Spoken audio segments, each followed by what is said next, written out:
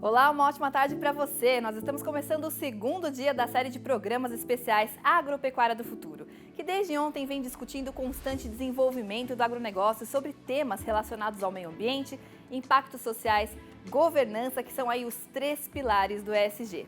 Mas antes de partir para as nossas discussões desta quarta-feira, eu quero te lembrar que hoje, dia 22 de março, é o Dia Mundial da Água, esse recurso tão essencial para a sobrevivência humana e para qualquer forma de vida. Inclusive, começou hoje em Nova York uma conferência internacional com a participação de cerca de 200 países, incluindo o Brasil, para falar sobre o risco iminente de uma crise mundial de água. A conferência está sendo promovida pela ONU, a Organização das Nações Unidas, com o objetivo de definir uma agenda da ação da água global, que deve funcionar como uma espécie de Acordo de Paris, com metas a serem cumpridas por governos, empresas, instituições e comunidades por todo o mundo. Agora sim, bora para as nossas discussões que nós preparamos para essa quarta-feira. Hoje o objetivo do nosso encontro é focar na área humana e social. Por isso nós vamos falar dos desafios que existem para capacitação de mão de obra e inclusão no campo. O agro emprega mais de 19 milhões de pessoas, o que significa 1 a cada 5 trabalhadores no Brasil, de acordo com o CPEA, o Centro de Estudos Avançados em Economia Aplicada da Exalc-USP. Desse total, 8 milhões e 400 mil pessoas, ou cerca de 45%, atuam no setor primário, diretamente nas fazendas e no campo. Quanto à qualificação desses trabalhadores, 75% da população ocupada no agronegócio não chegou a cursar o ensino superior. É bem verdade que essa realidade vem evoluindo nos últimos anos, já que em 2012, apenas 11% dos trabalhadores do campo tinham ensino superior e esse número já saltou para 25% em 2021, mas ainda há muito o que melhorar. Apenas para efeito de comparação, em outros setores da economia, os empregos ocupados por trabalhadores com ensino superior representam a maior parte das ocupações, com cerca de 65% do total. Isso mostra o quanto encontrar mão de obra especializada no campo é desafiador, principalmente no cenário atual, em que a agricultura digital e de precisão, voltadas para a alta performance na produção, vem se expandindo com equipamentos cada vez mais tecnológicos. É um desafio importante que nós convidamos aqui 4 líderes especialistas para discutir com a gente. Aqui no estúdio comigo eu tenho o Álvaro Dili, diretor de RH, Sustentabilidade e TI da SLC Agrícola. Seja muito bem-vindo, Álvaro. Muito obrigado, é um prazer muito grande estar aqui e compartilhar esse painel com os colegas também. Certamente será muito produtivo. Tenho obrigado. Tenho certeza que será. Jair Kaczynski, que é gerente técnico do Senar São Paulo, muito obrigada por aceitar aí o nosso convite. Eu que agradeço uma oportunidade como essa aqui para trazer as informações, os desafios do agro. É sempre importante a gente debater as inovações aqui. Com certeza, com certeza. E tenho também Joelcio Carvalho, que é oficial de projetos do WFP, o Programa Alimentar Mundial da FAO, Organização das Nações Unidas para a Alimentação e Agricultura. Seja muito bem-vindo também, Joelcio. Muito obrigado pelo convite e aproveito para parabenizar o Canal Rural por essa iniciativa. É fundamental a gente debater o tema hoje. Com certeza, obrigada mais uma vez. Bom, e antes da gente começar as perguntas aqui, o nosso papo com os nossos convidados, eu quero te convidar para participar dessa conversa também. Envia sua pergunta para a gente pelo WhatsApp, o número 11 94379 7041. Então, começando aqui as nossas perguntas, eu começo com o Álvaro. Álvaro, trazendo todos esses dados aí que nós acabamos de acompanhar na reportagem que a gente viu agora, para a realidade, para o dia a dia, na SLC eu sei que vocês também sentem essa dificuldade, para encontrar trabalhadores preparados, para operar maquinários e para também tentar interpretar os dados que essas máquinas trazem. Então, como que é para vocês, como vocês lidam com essa dificuldade e o que vocês têm para capacitar as pessoas lá na SLC? Bom, é um prazer muito grande estar falando sobre capacitação para o campo. São raros os ambientes em que se discute isso em nível do agronegócio brasileiro. Sabemos todos que a mão de obra qualificada hoje ela é necessária em todas as áreas do agronegócio, seja na área administrativa, seja para a área financeira, seja para a área de sustentabilidade, a própria área de recursos humanos mesmo. No agronegócio ela é uma mão de obra carente. Mas, obviamente, que a força de trabalho, onde a gente opera, a SLC opera, nós necessitamos de mão de obra especializada para as máquinas que hoje têm uma tecnologia 2021, uma super tecnologia embarcada dentro de de cabines altamente tecnificadas, 3, 4 monitores lá para os operadores observarem o desempenho e a performance das máquinas. E, obviamente, que dentro da SLC hoje nós somos 22 fazendas, em todas elas nós temos que ter lá o 4G, né, em todos os cantos da propriedade, não é só no escritório, fazendo com que haja uma conexão online com esses operadores. Nós temos uma dificuldade, como toda o agronegócio tem e todas as áreas têm, a indústria também, de selecionar e recrutar operadores de máquinas qualificados. Mas mesmo operadores de máquinas, além disso, a gente precisa de mecânicos, a gente precisa de eletricistas, a gente precisa de gente que entende de computação no campo, dentro da propriedade, né? Então, isso faz com que as demandas fiquem cada vez mais complexas, diversas, e o Brasil inteiro tem problema com mão de obra, não se restringe ao agronegócio. O que nós temos feito já há mais de 25 anos trabalhando com pessoas é aumentar o nosso pipeline, vamos dizer assim. Então, na SLC Agrícola, nós temos projetos já de mais de 25 anos de trainees, em nível médio, que é a maior grupo que nós temos hoje, é gente formada no ensino médio em técnico agrícola. São quase 1.800 colaboradores nossos que são técnicos agrícolas, que entram a partir dos nossos programas de estágio. Então, anualmente vão para dentro das fazendas da SLC, eu diria cerca de 150 alunos para ficar 3, 4 meses lá dentro e voltam para se formar. E depois alguns deles, na faixa de 30% a 35%, retornam para dentro das fazendas para serem operadores de máquinas. Eles foram capacitados no estágio, aprenderam bastante coisa, inclusive que precisariam aprender do conteúdo técnico deles, mas também a operar máquinas. E voltam para serem esses operadores. Mas continua o nosso recrutamento e aprendizado para mecânicos, para eletricistas, para as pessoas que cuidam da balança, para as pessoas que estão lá dentro do armazém, que tem que cuidar de gestão de água dentro do armazém, dos grãos, temperatura, etc, etc. Então, a SLC trabalha há muitos anos com educação. Nós temos políticas prontas para incentivo à educação, para a formação de mestrados, para doutorados, incentivo para graduação, principalmente nos cursos de engenharia, engenharia agrícola, engenharia agronômica, engenharia mecânica. A gente abre espaço para incentivos para essa formação e as pós-graduações, MBAs, né, dentro de política. Então, ao longo dessa trajetória toda, a gente vai construindo essa mão de obra na SLC e trabalhamos também com o processo de educação inclusiva, vamos dizer, dentro do digital, e a educação formal para formar, por exemplo, dentro do EJA, Educação de Jovens e Adultos. Essa educação de base, né? Educação de base, para formação, temos pouquíssimos analfabetos, mas também entram desse programa. O ano passado, só para dar um número, a gente formou 117 colegas, sendo 80 deles formaram no ensino médio, né, no EJA, e outros 30 e poucos no ensino fundamental. Então, começa a formar dentro da propriedade pessoas, incentivando a voltar aos estudos em plataformas online e presencial dentro da fazenda, de forma a atender esses casos mais específicos.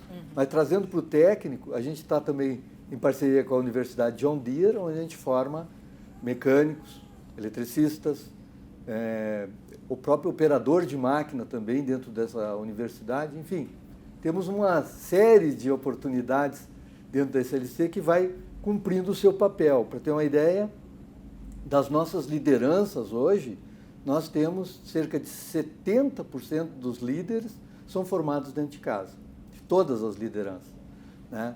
Pouco mais de 30% ou menos fica ali que a gente tira do mercado, mas a grande formação da SLC é dentro de casa, isso é cultural da nossa empresa. Muito bacana, muito bacana. Bom, Jair, e agora falando um pouquinho do cenário aqui em São Paulo, né? Como que o Senar tem atuado para qualificar a mão de obra para o agro aqui em São Paulo e quais que são as principais dificuldades, quais os principais desafios que vocês têm encontrado? Antes de mais nada, é trazer esse desafio, esse problema como oportunidade, Como foi bem dito pelo Álvaro, a gente tem realmente trabalhadores que, infelizmente, é a realidade do Brasil, ainda são analfabetos, ou a questão do analfabetismo funcional. Então, nós temos no Senar cursos a partir da alfabetização. E aí a gente desenvolve esses treinamentos, alfabetização, a questão da inclusão da informática, do processo digital, a gente também tem isso, ações da promoção social. Como formação profissional, a gente, juntos, nós temos mais de 400 treinamentos. A título de exemplo, no ano passado, nós capacitamos em torno de 160 mil pessoas. Então, em torno de 12 mil treinamentos só no ano passado. Então, em diferentes linhas de atuação. Isso no ensino não formal, ou seja, ele não precisa necessariamente ter uma graduação, um técnico, realmente na lida, na prática, esse treinamento.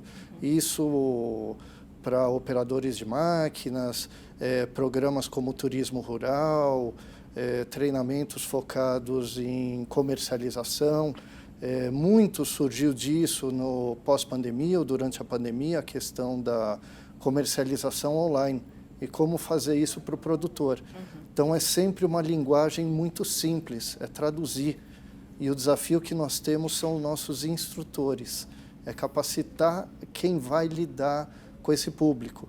A questão de saber repassar esse conteúdo, preparar um material didático numa linguagem simples, bem ilustrada, passo a passo, como capacitar, como formar esse trabalhador, esse pequeno produtor. E aí a gente tem essas dinâmicas de atualizações constantes, muda uma questão da NR, da legislação, então recapacita esses instrutores para levar sempre uma informação atualizada. E além disso, a gente está investindo agora em 3 centros de técnicos para capacitar, tanto em nível médio, quanto dar continuidade como uma formação contínua. Um em Ribeirão Preto, outro em São Roque e o terceiro em Mirante. Então, a gente está expandindo não somente nessa formação inicial continuada, mas também curso técnico e um braço do sistema FAESP-Senar, a CAESP, que tem uma parceria com a CNA, com a faculdade CNA. Então, a gente está atuando em diversos níveis, além, é claro, que a gente está começando a atuar esse ano com assistência técnica e gerencial. Então, a gente vai ficar 2 anos em cada propriedade para acompanhar esse processo, para ver o produtor rural como está desenvolvendo isso, porque um dos grandes gargalos é a gestão e comercialização. Então, dá esse empenho aí para o pequeno produtor rural, como engajar ainda mais no mercado. Sim, inclusive pegando esse gancho aí de gestão, eu falei no começo que a gente teria 4 líderes, né? E teremos, a gente tem o Fábio Dias também da Friboi aqui para entrar com a gente daqui a pouco ele vai entrar com a gente via Zoom direto dos Estados Unidos para falar um pouquinho mais justamente sobre essa questão da gestão. Agora, Jair, eu queria também perguntar o seguinte, essa questão da capacitação, ela tem que estar muito conectada à necessidade do mercado, né? Então, como que vocês, como que funciona esse fluxo? Vocês observam o que o mercado está precisando e capacitam nesse sentido? É assim que funciona? Sempre na construção de um treinamento, ou mesmo já existe o treinamento e muda, a gente analisa 3 critérios. A questão do mundo do trabalho, verificar as necessidades, a questão do quem vai operar, que realmente é o trabalhador rural, e a necessidade da empresa, da unidade produtiva. Então, é sempre esse tripé para poder verificar os 3 fatores para poder construir um curso. Nunca de forma isolada, ou só o mercado, ou só a necessidade do trabalhador, ou da unidade produtiva. A gente sabe que a construção desse conteúdo é para que os nossos alunos, os nossos participantes saiam com capacidade de pensar, saiam com uma formação para poder tomar uma decisão correta. E uma questão que todos os treinamentos do Senar são 100% gratuitos. Não existe qualquer pagamento para participar dos nossos cursos. E a gente atua aqui, Senar São Paulo, em praticamente 100% dos municípios, e para se inscrever, para participar, é buscar o sindicato rural da sua localidade. É uma instituição, né, ali junto com a Embrapa e tudo mais, acho que o Sistema S é um orgulho, né, para nós brasileiros, ali junto com a Embrapa, muito importante ter essas instituições com a gente. Joelson, agora o Programa Mundial de Alimentos, ele tem aí entre os seus pilares o fortalecimento, né, da produção agrícola por meio de pequenos agricultores. Então, como que funciona esse trabalho de vocês?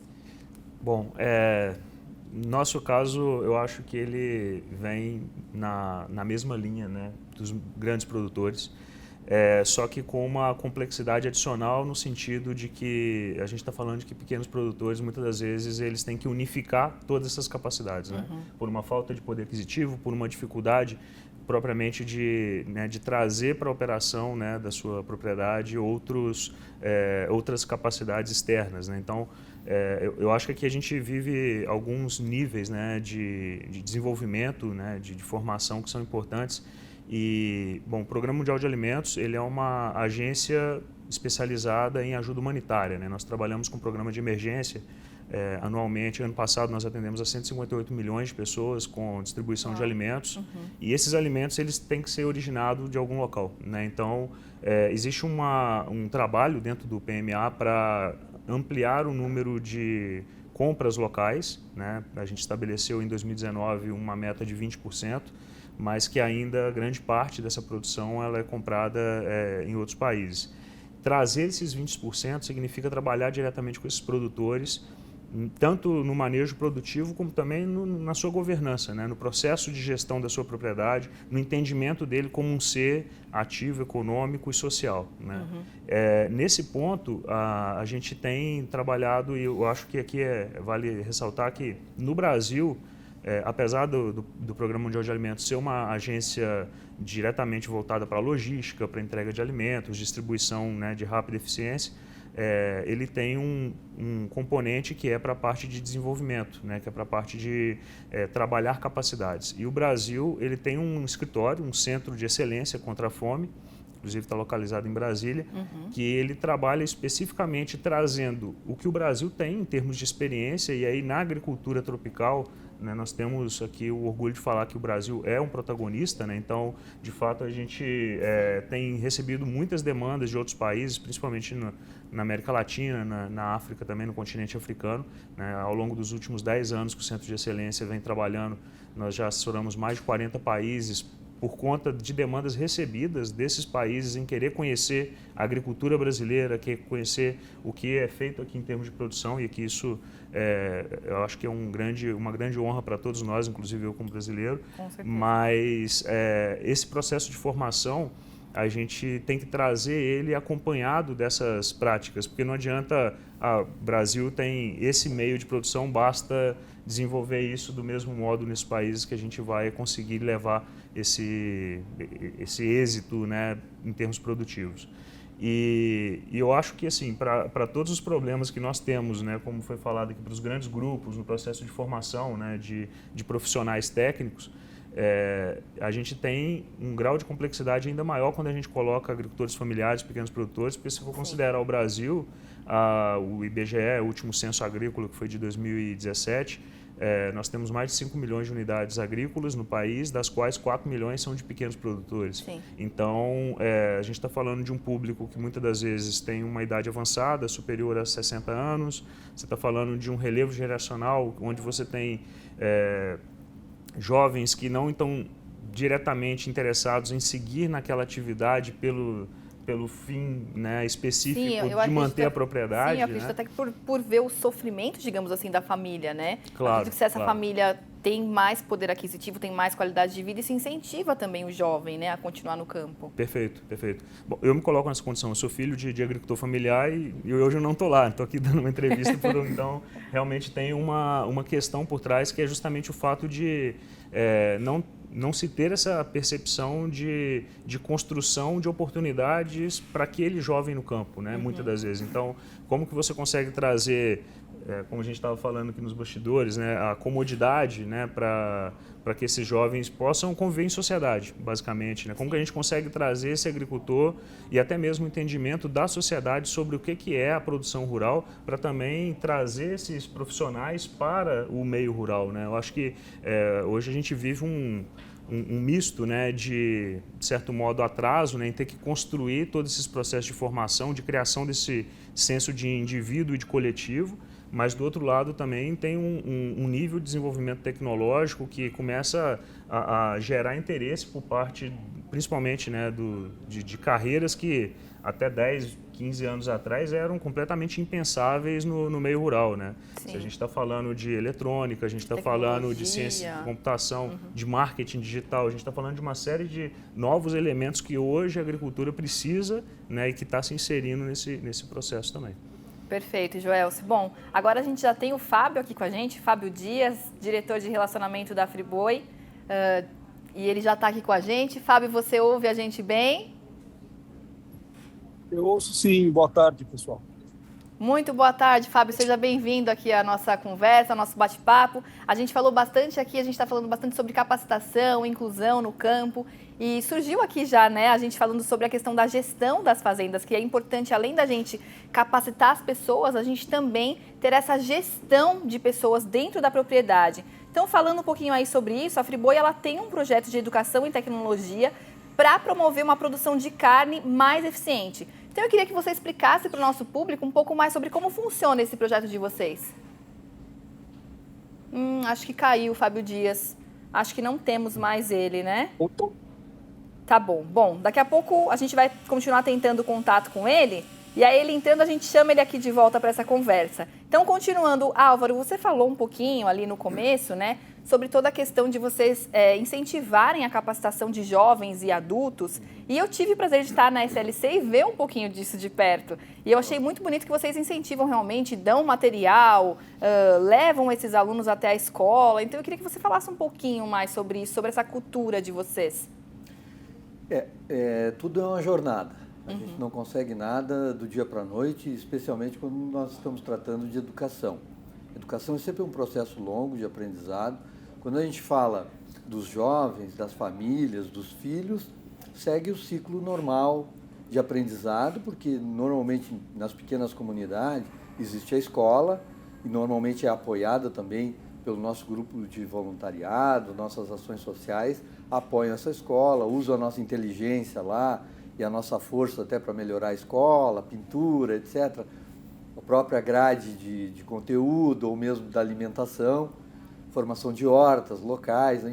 Nós temos bastante técnicos agrícolas dentro das fazendas, então esse é um apoio que a comunidade usa da SLC e é o nosso aumentar o nosso impacto positivo nessas comunidades. Mas, especialmente nessa linha da formação do adulto, como eu falei, o EJA é a nossa porta de entrada, né?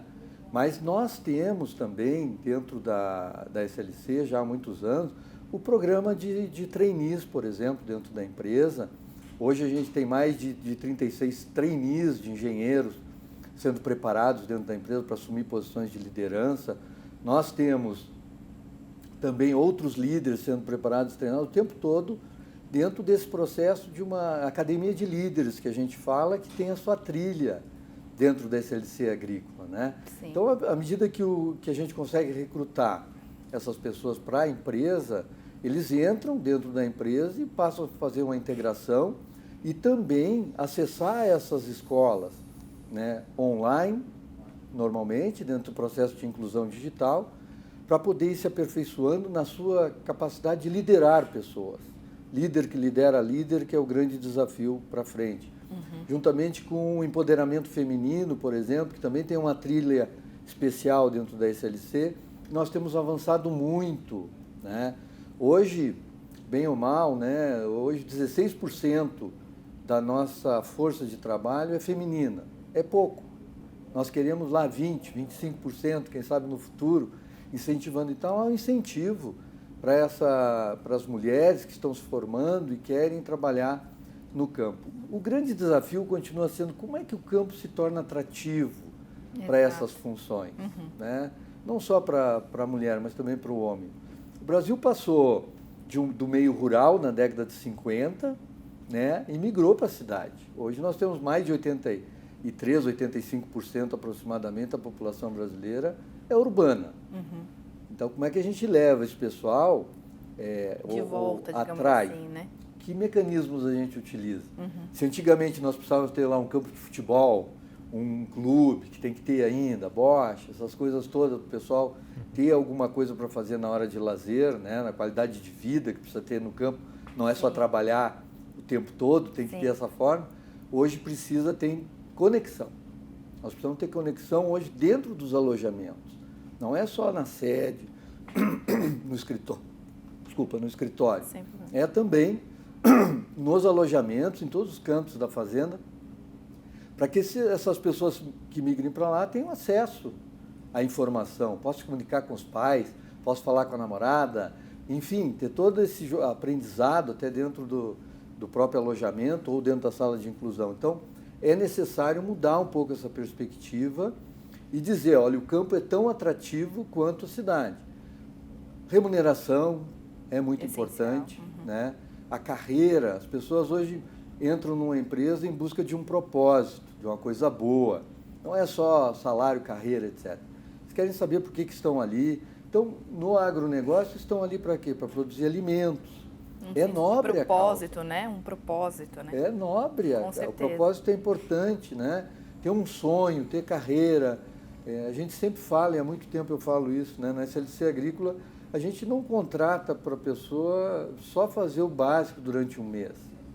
A gente quer que faça um projeto de vida. Não precisa ficar 30 anos na empresa, mas que fique 5, 10 anos, que construa uma carreira, que construa uma família, que tenha condições de competir naquela região, naquela empresa ou também fora dela. Sim. Então, na verdade, a gente prepara cidadãos, a gente prepara bons profissionais para operar máquinas, mecânicos, eletricistas, o tempo todo formando para o mercado. Por isso a parceria aqui do colega, né, do Senar, o Senar do Sistema S é o mais importante para o agronegócio. Sim. Né? E nós estamos em 7 estados e nos 7 estados nós usamos a parceria do Senar, principalmente nas NRs, né, mas outros cursos também. Sim. Eu diria que metade do tempo hoje de formação, que em média é 50, esse ano passado fechou 50,27 horas de treinamento para cada colaborador da SLC, é bastante. Acima da média, acredito. Que um pouco mais da metade disso são os cursos do Senar que chegam no interior, vão lá em Santa Filomena, vão em Luiz Eduardo Magalhães, vão lá no Sapezal, vão em Tangará da Serra, né? Vão em todos esses recantos aí e vão capacitar os nossos colaboradores para se tornar cada vez melhor. Mas eu acho que isso tem que incentivar mais. Sim. Tem que ter mais centros de treinamento locais, locais, preparando a mão de obra para todo mundo, porque, infelizmente, há uma carência muito grande da competência técnica para colocar alguém numa máquina que custa 4 milhões de reais hoje. Sim. E tirar dela a performance desejada. Então, é um trabalho muito grande, mesmo você tendo tudo online hoje e você vendo a performance das máquinas no final do dia, há uma carência de melhoria contínua. Na educação não tem certo, não tem errado. Ao final do ciclo, você tem que fazer um diagnóstico novamente e melhorar continuamente a educação para todo mundo que está ali. Tá certo. A gente continua falando disso daqui a pouco. A gente vai ver agora eu quero convidar vocês agora para acompanhar uma reportagem, um projeto bem bacana que inclusive está aí relacionado com a ação da SLC, falando sobre um projeto que chama AgroEduc. Eu quero que vocês acompanhem um pouquinho sobre esse projeto. Quanto vale uma oportunidade? Será que ela muda o destino de uma pessoa? As melhores amigas Cauane e Suzana comprovam que sim. Foi através de um programa de oficinas voltado ao agro que elas definiram o futuro de suas vidas. Antes, eu vou dizer que eu não tinha muita visão do que eu queria. Assim como o AgroEduca, ele ajudou a gente a abrir a nossa mente um pouco, ver o que é fora da fazenda, né? Fora dos muros, que a gente só via a SLC. A gente não sabia o que era realmente a SLC agrícola. Eu gostei mais da parte onde a gente coisou sobre pivô. Eu fiz até uma apresentação sobre. A parte da mecanização também é muito boa. E a parte das sementes, que me chamou muita atenção. Porque eu acho que tem mais o trabalho manual, sabe? A mecanização, as máquinas, tipo, você tá lá, você vê. Nossa, é muito bom escutar o barulhinho dela. Sabe, é apaixonante. Sabe quando você gosta daquilo? É inexplicável. Hoje, as adolescentes fazem parte do programa Jovem Aprendiz na empresa Pamplona SLC Agrícola, localizada nos arredores de Lusiânia, Goiás. Mas o estímulo que despertou esse interesse aconteceu bem antes, quando elas participaram das oficinas do projeto Agroeduca. A gente estava tentando uma forma de ajudar um pouco mais a comunidade. A gente já faz muito trabalho, já fazia trabalho numa escola aqui perto da fazenda. E a gente tem outra sede e a gente optou por procurar uma nova escola para fazer um trabalho diferente. Fez reuniões com a diretoria da escola, tentou viabilizar alguns movimentos para ajudar essa escola, ajudar essa comunidade. E aí surgiu a questão do Agroeduca, que é uma disciplina curricular que pode ser feita fora da escola, 40 horas aula, onde com isso a gente conseguiu trazer esses alunos para dentro da propriedade e mostrar um pouquinho a realidade do nosso negócio.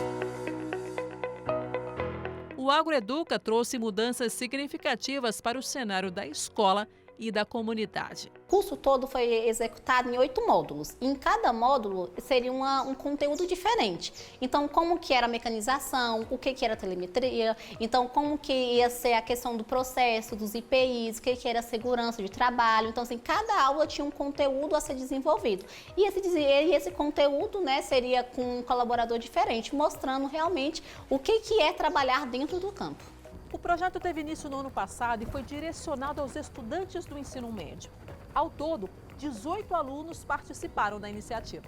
Os alunos, eles terminavam, se não eles faziam até o ensino médio e terminavam, eles não tinham essa amplitude de saber que mesmo no campo existe muitas oportunidades. Então, assim, às vezes acha que realmente é só agronomia, que é só... Não, mas a gente conseguiu entender que através desse projeto da SLC, a gente conseguiu entender que pode atuar em vários campos dentro da empresa, aqui no campo mesmo, e eles conseguiram observar isso. Então, sem esse curso, eles não teriam essa oportunidade, não teriam essa amplitude, essa visão de que realmente eles podem trabalhar perto de casa, dentro aqui das próprias, né, áreas rurais. De acordo com um estudo realizado pelo IPEC para a Unicef, 2 milhões de meninas e meninos de 11 a 19 anos que ainda não haviam terminado a educação básica deixaram a escola no Brasil.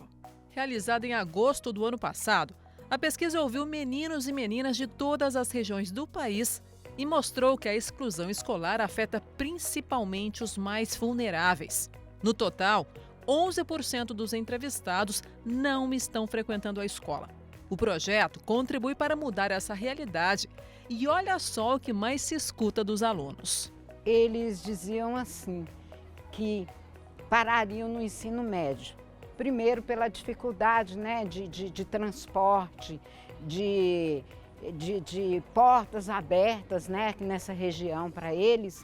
E agora eles se encontraram, agora eles querem lutar, eles querem seguir em frente, eles querem se interagir com o campo.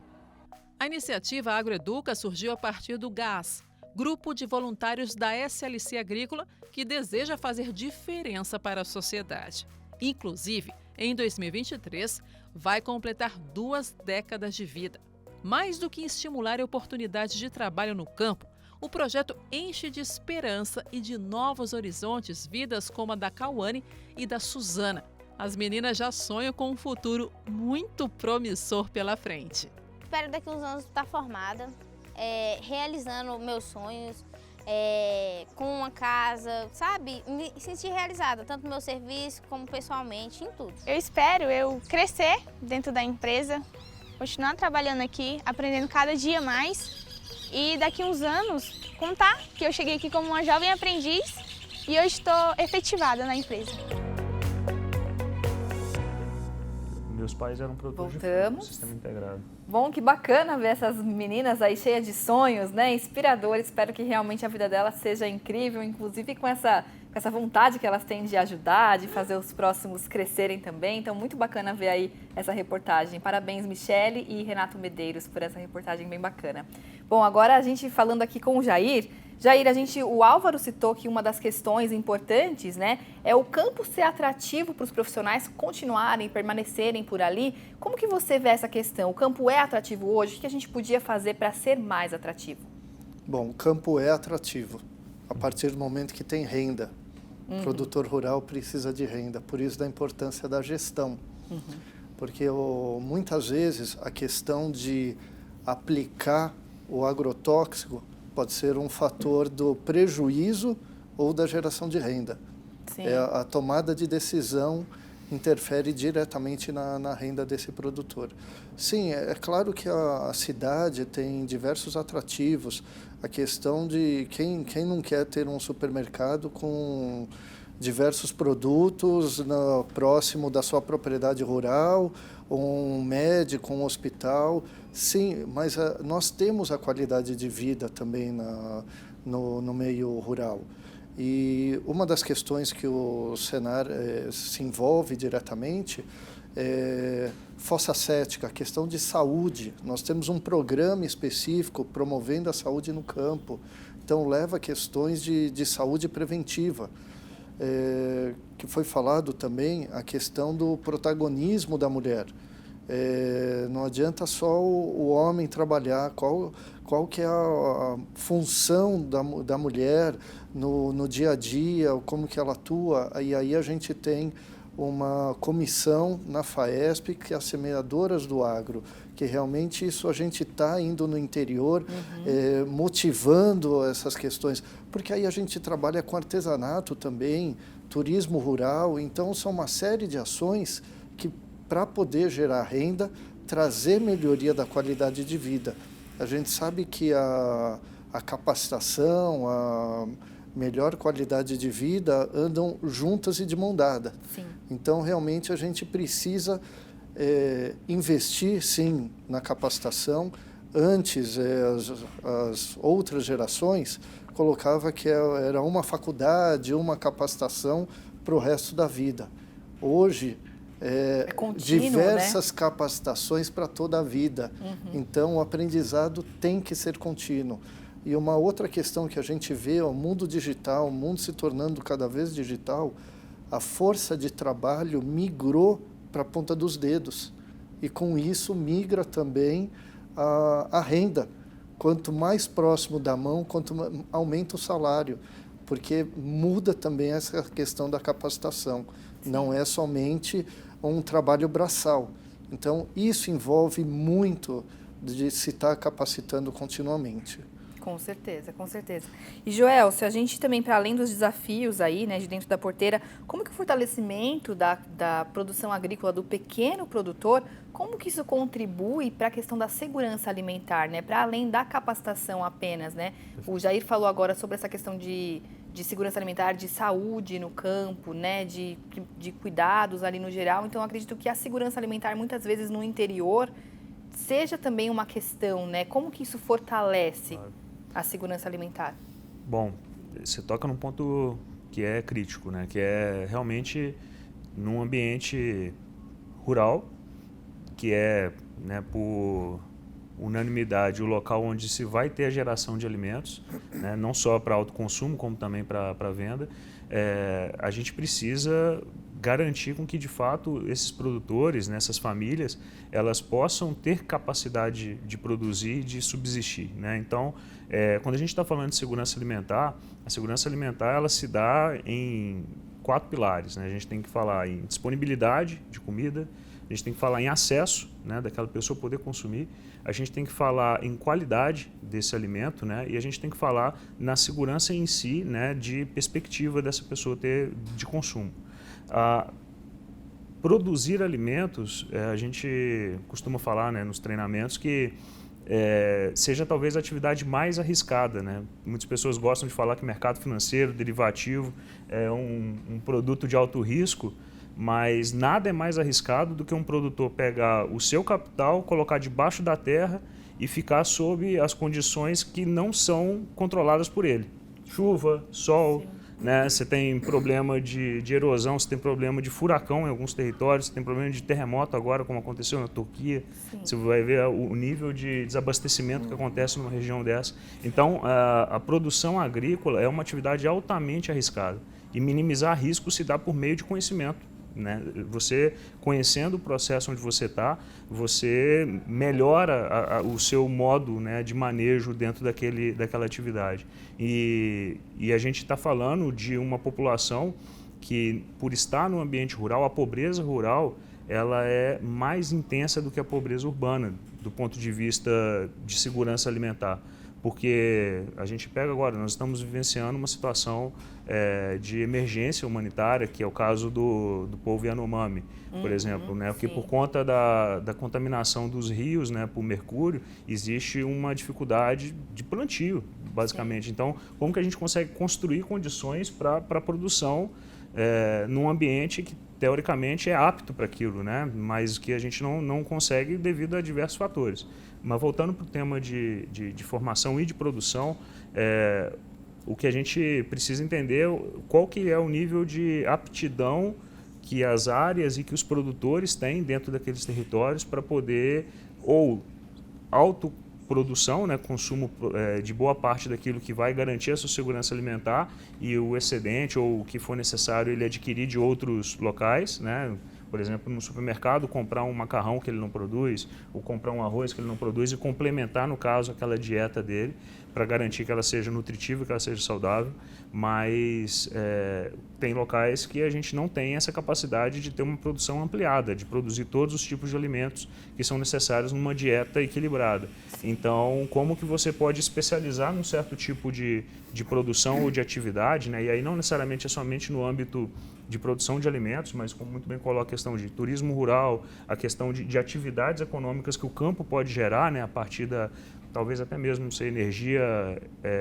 Renovável, exato, produção de biomassa, biogás, produção de biogás, a própria produção de energia solar, né, para poder gerar algum tipo de excedente. Então, assim, a gente tem que entender qual que é o ambiente onde aquele agricultor ele está, né, aquela pessoa ela está inserida, para a gente poder, de fato, construir uma estratégia que vá garantir a ele a segurança básica de consumo, né? Que eu acho que é isso que todos nós buscamos, né? Minimamente você ter um banho quente, né? Um prato de comida todo dia para você se alimentar, né? Uma cama confortável para você dormir e ter uma qualidade de vida, né? Então, acho que são necessidades básicas que a gente tem que buscar atender e que o campo ele tem capacidade de prover.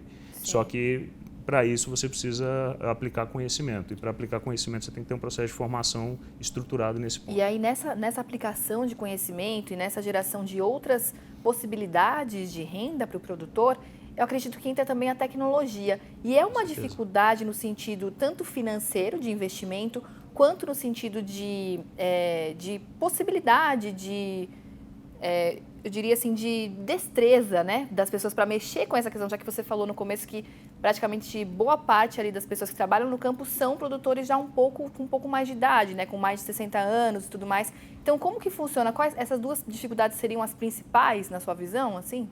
Perfeito, sim, isso aí é um ponto importante, mas que eu acho que a gente está num momento bastante interessante do ponto de vista global, né?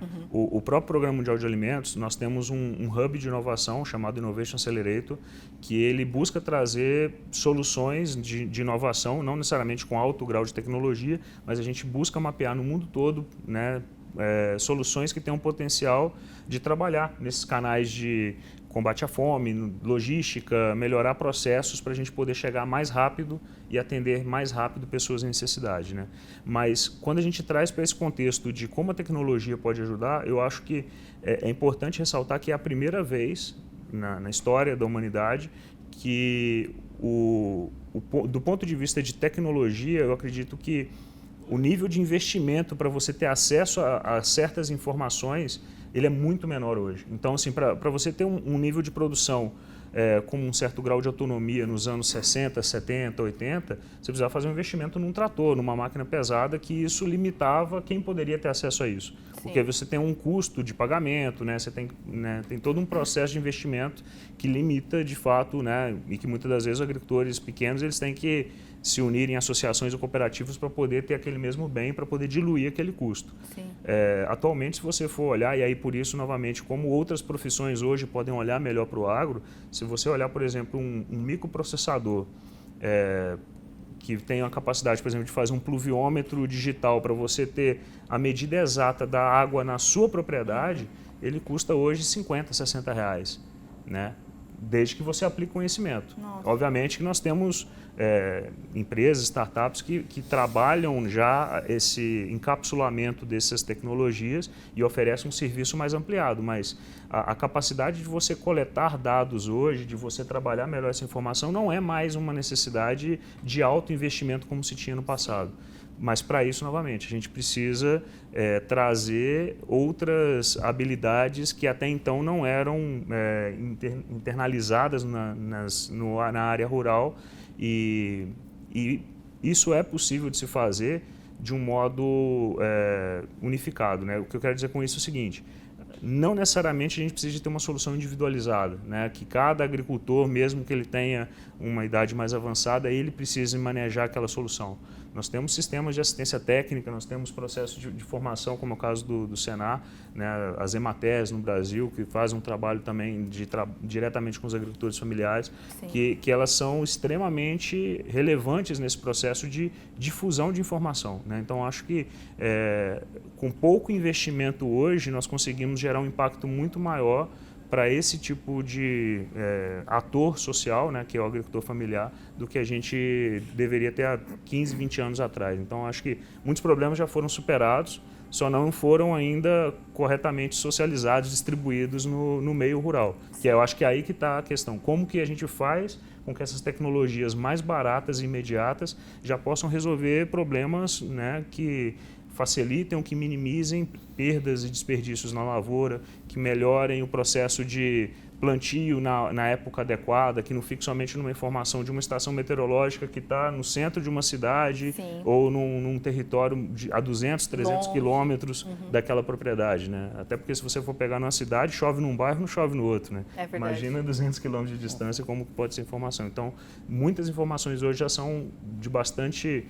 É muito mais fácil o acesso, né? Existem plataformas gratuitas, por exemplo, na internet, para acessar informações de satélite a cada 3, 5 dias da sua propriedade, né? Então, eu acho que é uma questão mesmo de levar como informação, né, até o campo, levar Exatamente. Informação. É isso aí. Perfeito. Agora, Álvaro, a gente falou bastante aqui também sobre a retenção de jovens, né? Sobre a importância de a gente reter jovens, reter talentos no campo. E a SLC aí já ganhou diversas vezes, né, prêmios que reconhecem as melhores empresas para se trabalhar. Vocês já ganharam algumas vezes, já estiveram no topo desses rankings. Então, eu queria perguntar para você se isso se reflete nessa retenção de talentos. Vocês percebem isso ali no dia a dia? Muito boa pergunta. Eu acho que esse é o grande desafio hoje da gestão de grandes empresas, no caso, de grandes fazendas e tal, né? É como fazer com que as pessoas criem vínculo cultural com a propriedade rural. Então, esse é um grande desafio. Como é que a gente faz isso, né? Com a aproximação da liderança, incentivando os líderes a se comunicar mais rápido, estar mais próximo das seus liderados o tempo todo, faz com que haja uma transmissão de conhecimento para esses jovens e mostrando para eles que tem uma carreira, que é possível construir uma carreira dentro de uma empresa, hoje do agronegócio, um projeto de vida que é fundamental. A gente viu o vídeo aqui da Fazenda Pamplona lá, né? E incentivo dos jovens e dos jovens aprendizes, vamos dizer assim, dentro da empresa. Em todas as unidades nós temos esse programa, né? Nos orgulha muito, mas além desse, uma grande dificuldade que se tem também é com relação aos PCDs, né? As cotas. Hoje a SLC Agrícola cumpre muito mais que a cota necessária de inclusão dessa parcela da sociedade brasileira que também precisa produzir, também precisa se capacitar. Nós temos um programa chamado Programa Semear na empresa, já há 6, 7 anos, e que é também bastante premiado, né, por fazer a inclusão dessas pessoas, não só delas, mas também a família, e capacitam essas pessoas o tempo todo, são várias horas por ano de capacitação. Nós temos hoje no nosso quadro, dentro de fazenda, pessoas com deficiência e que atuam normalmente executando as tarefas que lhes são atribuídas de uma forma muito eficiente, com performance igual ou até melhor de quem não é. Então, para nós é um orgulho muito grande isso. Aos jovens também que permanecem conosco, nossos programas de trainees que estão o tempo todo fazendo parte do nosso negócio. Mas eu estava ouvindo, né, o colega falar, o Joilson, e me chama a atenção, no Brasil, o Brasil é uma força no agronegócio. Sim. Quando se fala de agricultura tropical no mundo, não tem nada maior e com maior performance, com maior capacidade de produzir alimentos do que o Brasil. Sim. Tá? E a gente sente uma falta muito grande de infraestrutura no campo, né? Não é todos os rincões do Brasil que chega um 3G hoje. É uma dificuldade, já começa daí, né? A dificuldade de acesso à tecnologia. Nada funciona hoje de tecnologia sem o sinal, sem a parceria com as operadoras no Brasil. Tem uma dificuldade, tem um sombreamento muito grande. Há lugares que não chega, não tem jeito. A SLC conseguiu fazer isso numa política de parceria, né, de investimento de parceria, porque as torres para chegarem nas nossas fazendas custos da SLC, por exemplo. Mas nós somos uma grande empresa e precisamos ver isso, porque essa tecnologia não está ali para bonito, nem para as pessoas estarem com o seu celular ligado, etc. É também para melhorar a eficiência, que traga resultado na ponta, que a performance da máquina atinja o seu limite viável, né, de uso, de utilização, e que traga o retorno de um capital que é caro hoje para investir. Então teve que haver aportes, iniciativa da empresa para fazer isso, mas lá vamos pensar no Yanomami, lá nas pessoas que estão lá no meio da floresta, que hoje, né, a maior floresta tropical do mundo, a Amazônia, o bioma amazônico é imenso, né? Cabem dentro do bioma amazônico 25 países europeus, e parece que quando se fala lá fora, parece que é fácil cuidar. Cuidem das fronteiras aí da Amazônia, ela é gigante, não é uma coisa simples. Nós temos que gerar renda, como foi falado pelo Jair também, né? Com certeza. Como se gera renda lá da floresta, mantendo essa floresta, preservando essa floresta. Hoje há o mercado de carbono, mas não é só isso que interessa. Tem que dali surtir o efeito do trabalho, que haja essas comunidades organizadas, mas tem que ter acesso para isso. Com certeza. O que eles produzem lá podem ser comercializados, tem higiene, sanidade e tal. Como é que chega essa capacitação para você produzir no meio da floresta, né? Essas coisas. Então, para nós, de grandes empresas, às vezes se torna um pouco mais simples esse processo, mas nós temos uma carência muito grande de mão de obra qualificada para todas as funções. O esforço do Senar é o nosso S maior no meio rural, mas ele não é suficiente. Eu sei que o Jair está sob o aspecto positivo, mas há uma demanda muito grande. Nós estamos falando só de grãos, fibras no Brasil, de 80 milhões de hectares que nós temos de produzir. E dentro disso nós temos a agricultura irrigada também. Então, como é que a gente atrai esses jovens para esse ambiente tão diverso, tão rico e assim, de grande futuro ainda no Brasil? Com certeza. Né? Tem que capacitar, tem que criar um ambiente favorável que as pessoas saiam novamente, façam uma migração do urbano para esse meio que é próspero. Com certeza. Né? Então, o desafio é muito muitas grande. vezes tira as pessoas da marginalidade, né? Muitas vezes as pessoas saem do campo e vão para as cidades, para os grandes centros e acabam ficando marginalizadas ali também, sendo que no campo tem tanta oportunidade, né? Nós temos exemplos muito legais, assim, na época lá, do capinador de algodão, antes de ter o defensivo agrícola, essa coisa toda, mais tecnologia. Hoje a gente tem gente que iniciou na empresa para fazer esse trabalho de capina, de limpeza diária, né, de áreas lá, que hoje são coordenadores dentro da empresa. Acabaram se tornando colaboradores fixos, se interessaram, tiveram atitude, prosperaram, estudaram, se formaram e crescem na carreira e vão formando isso. mas tem Perfeito. que ter oportunidade e tem que ter iniciativa também, Sim. né, das próprias pessoas para que alcancem esses grandes objetivos. É isso. Mas eu diria que o campo é um bom lugar para trabalhar, sem dúvida nenhuma. Tá certo. Gente, muito obrigada pela participação de vocês. Realmente foi um papo muito enriquecedor. Muito obrigada mesmo pela presença de vocês aqui no Canal Rural. Bom, a gente continua falando um pouquinho sobre esse assunto de inclusão, né? Que a capacitação tem tudo a ver também com a inclusão no campo e a gente volta a falar sobre isso daqui a pouco, depois do intervalo, então não saia daí. Planeta Campo, patrocínio. JBS, alimentar a mudança é o nosso compromisso. UPL, apoiador oficial na América do Sul da Copa do Mundo da FIFA no Catar. Apoio. SLC Agrícola, produzindo com eficiência e sustentabilidade.